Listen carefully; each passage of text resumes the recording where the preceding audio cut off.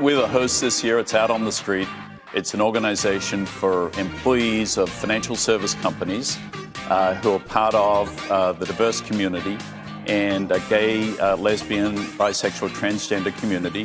And it's our opportunity to host it. And frankly, it's a terrific thing to do. My challenge to you and what I hope we get out of this summit is whatever practical tools or best practices or key learnings that you've had across your organizations, let's share them across the different firms represented here. I don't think there's any more powerful voice than the business community. Having the business community step up and say, it's important that you pass this law. It's like, oh, okay, that's a new constituency. It's a new voice. In 78 countries, it's still illegal to be gay, and in a third of those countries, you can be imprisoned or killed. So one of the tactical tools that Out Leadership is building, and we're actually launching with these summits, we're calling them our CEO business briefs. So when James travels, the idea is I want to put 3 pages into his CEO dossier, really giving the tactical business case.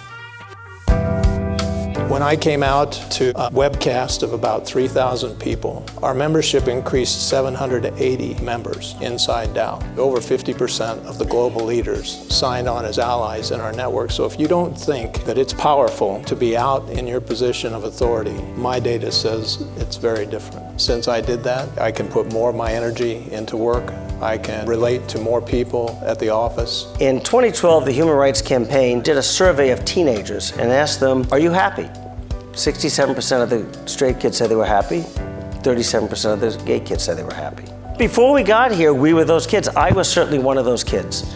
And I just don't think we can ever forget that. I learned that how you present yourself and your own comfort level with who you are determines the response you get back. So in service to my daughter, and in order to be a good role model, I have to come out, because in some way, by hiding it, I'm admitting that there's something wrong with it, and there's nothing wrong with it. You want to be on the leading edge on topics that affect your clients and your employees. You should try raising millennials. They will be very candid about the world that they want to operate in.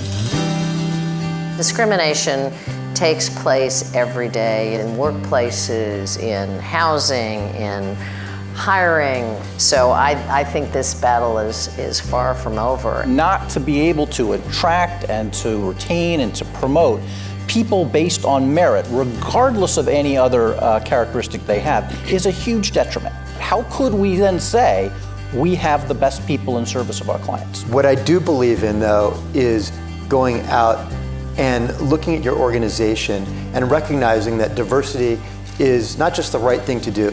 There actually have been studies done. There's a guy, Scott Page at the Santa Fe Institute, who's talked about how much better organizations do that have diversity. What we do is we take risks.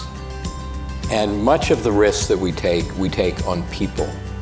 And I can assure you, every person sitting both on the stage and in this amphitheater, someone has taken a risk on each of us somewhere along the way.